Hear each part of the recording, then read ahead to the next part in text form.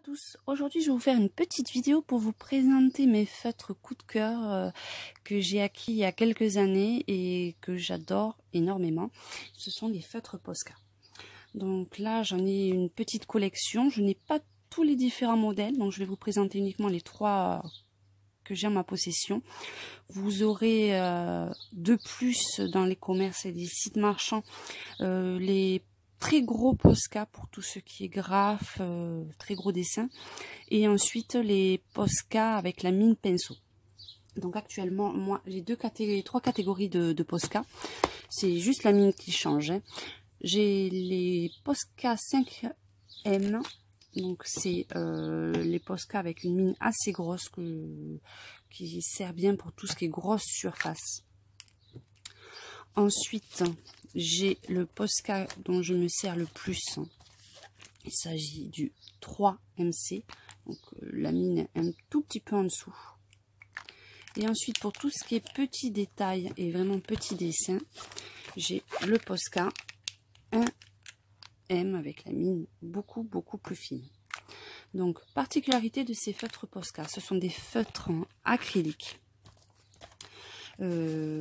Qui peuvent être utilisés sur divers supports.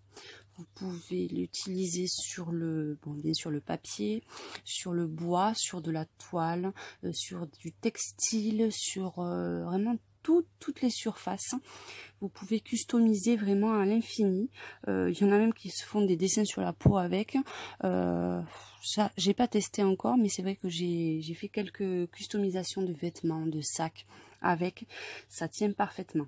N'hésitez surtout pas à aller visiter le site Posca. Alors là, j'attends que je voulais attendre. Voilà, le site Posca que vous avez inscrit sur les feutres, où ils vous donneront des conseils pour conserver plus longtemps vos œuvres, aussi bien les vernis que vous pouvez utiliser, les temps de cuisson pour tout ce qui est terre cuite, verre. Donc site très intéressant, vous avez des modèles de customisation, donc n'hésitez pas à aller consulter le site. Vous avez aussi dedans toute la gamme de couleurs que vous pouvez rencontrer. Donc je vais vous montrer à peu près ma collection. Donc là je les ai classés par couleur. J'ai des doublons selon certains feutres, parce qu'il y en a certains qui arrivent en fin de vie et puis certains que je n'ai pas ouverts encore. Donc vous avez un grand choix de couleurs. Vous pouvez utiliser pour faire vos dégradés. Donc vous avez là, j'ai du rouge passant par l'orange, le rose. Ensuite vous avez tout ce qui est gamme de rose, violet, les bleus, verts, gris. Ensuite, vous avez pour les visages, là, vous avez l'impression que c'est blanc, mais en fait, c'est beige, qui est idéal pour faire les visages. Et ensuite, vous avez les métallisés. Donc là, vous avez or, argent, cuivre. Donc, j'en ai quand même une belle collection, mais vous en avez encore beaucoup selon la taille du pinceau. Ensuite, ceux que j'utilise beaucoup pour mes coloriages sont le M1M pour tout ce qui est touche de lumière, et pour les fonds j'utilise aussi régulièrement, comme vous avez pu le voir sur ma dernière vidéo, le coloriage Imaginorphia, où le fond des montgolfières a été fait avec le Posca noir 3M. Donc je vais vous montrer ce que vous pouvez faire, parce que ces feutres quand même ils ont une particularité, c'est que à la position avant que ça soit sec, vous pouvez les dégrader. Les couleurs se fondent entre elles. Par contre, une fois que le Posca a séché, vous pouvez dessiner par-dessus sans que vous ayez la couleur d'origine qui apparaisse. Donc, par exemple, vous avez décidé de faire un coloriage avec une couleur et au final, le rendu vous plaît pas. Vous attendez bien que ça soit sec et vous pouvez passer votre nouvelle couleur dessus. Donc c'est quand même quelque chose qui est assez sympa et pratique pour vos coloriages. Donc je vais essayer de vous montrer un petit dégradé que vous pouvez faire avec les Posca. Donc pour là, j'ai pris la taille 3M et un dégradé qui va du rouge, orange et jaune. Donc pour vos dégradés, c'est tout simple. Je commence par la couleur la plus foncée. Alors vous inquiétez pas si ça fait des bouloches, une fois que c'est sec, vous passez un petit chiffon dessus, ça s'enlève, ça dépend de la qualité du papier en fait.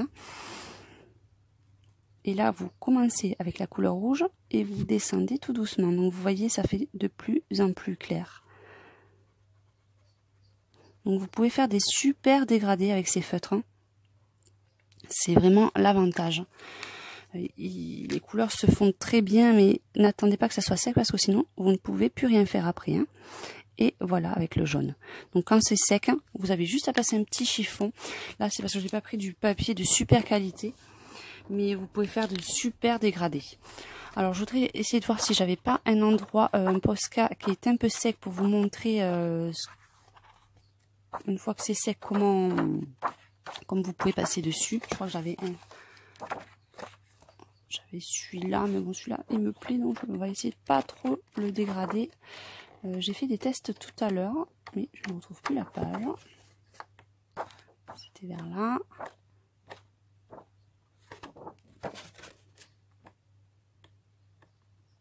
C'est pas grave, on va le faire sur celui-là après. Donc, une fois que c'est sec, vous prenez votre petit chiffon. Après, ça ne le fait pas sur tous les papiers, hein. Bon là, c'était pas tout à fait sec, mais hop, voilà. Hop. L'avantage aussi, c'est que comme il est assez couvrant, par exemple là, vous voulez faire un coloriage, vous voyez que vous avez débordé, ou vous voulez que le fond ressorte plus, il suffit juste, vous voyez, vous repassez un trait de Posca noir et le tour est joué. Là, vous avez débordé ou ça a bavé un petit peu, vous voulez le corriger. Il suffit juste de prendre la couleur que vous voulez mettre ensuite. Donc là, on va partir sur du rose. Et comme le Posca est sec, hein, vous voyez, on ne voit plus du tout en dessous la couleur d'origine. Donc c'est vraiment des feutres vraiment parfaits pour ça. Donc très bon pouvoir de mélange une fois quand ils sont humides et qu'ils ne sont pas secs. Et repositionnables. Vous pouvez faire à l'infini selon aussi les propriétés quand même d'absorption du papier, parce qu'au bout d'un moment, si vous faites plusieurs couches, le papier risque de gondoler. Donc vous voyez, hop. Donc c'est vraiment, je dirais à l'infini les possibilités que vous pouvez faire. Puisque c'est vrai que ce que j'aime bien, c'est qu'il peut arriver que vous débordiez, que vous soyez trompé avec ces feutres, vous avez la possibilité de rectifier avec une autre couleur. Donc je trouve ça assez intéressant. Les couleurs sont très très vives. C'est vraiment vraiment idéal. Moi je m'en sers beaucoup pour le coloriage, mais à la base je m'en suis servi aussi beaucoup pour faire quelques tableaux et dessins que je vais vous montrer. Donc hop, vous voyez, des super dégradés, pouvoir couvrant. Donc je vais quand même vous montrer sur les résultats finis pour voir ce que ça peut donner sur les supports que j'ai testés.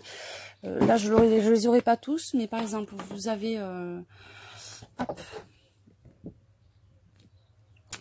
ce tableau que j'avais fait tout au Posca. La couleur brillante, c'est parce que sur mes tableaux, une fois qu'ils sont faits au Posca, j'utilise vernis ultra brillant, ce style vernis. Là par contre c'est du contreplaqué. J'aime beaucoup faire des tableaux sur le contreplaqué. En fait c'est des fonds de tableau que vous pouvez trouver, ça coûte pas cher, ça coûte entre les 1, 2, 3 euros. Et ça vous fait des super supports pour le tableau. Puis en plus là derrière vous avez la croche, c'est parfait. Donc celui-ci avait été fait au Posca, donc vous voyez il y a des petits dégradés. Vous voyez quand même des couleurs super vives. Ensuite vous avez celui-ci aussi que j'avais fait sur des plaques de contreplaqué. Couleur or cuivre, il était fait un petit moment qui avait été verni aussi. Et ensuite là c'est tous ceux qui ont été réalisés sur du papier tout simplement. Vous avez ce genre de dessin que j'ai pu faire au Posca. Je vais enlever la caméra, ça sera peut-être plus simple pour vous montrer. Ensuite vous avez celui-ci aussi que j'avais réalisé à l'époque au Posca. Donc vous avez, hop, vous voyez. Alors, je ne vous montre pas tous les dessins parce que là j'ai fait avec d'autres techniques. Celui-là aussi. Après j'ai fait sur toile, là je les ai pas, mais je vous montrerai prochainement. Ça aussi ça a été fait au Posca. passer de là également au Posca. Donc aussi sur d'autres supports là, vous avez ce que j'aime beaucoup, c'est la peinture aussi sur du papier peint. Vous pouvez recycler le papier peint et c'est un très bon support. Là je sais pas, hop, je vais vous montrer, celui du fond aussi avait été fait au Posca. Donc j'espère que cette petite présentation, hop, on revient sur la base, des feutres Posca vous aura plu. Je peux vous faire d'autres démonstrations, donc n'hésitez pas à m'envoyer vos commentaires et vos avis, vos envies sur ma chaîne. J'espère que donc cette vidéo vous aura plu, vous aura permis de découvrir un peu plus ces feutres que j'adore. N'hésitez pas à vous connecter et à vous abonner à ma chaîne YouTube et à très bientôt.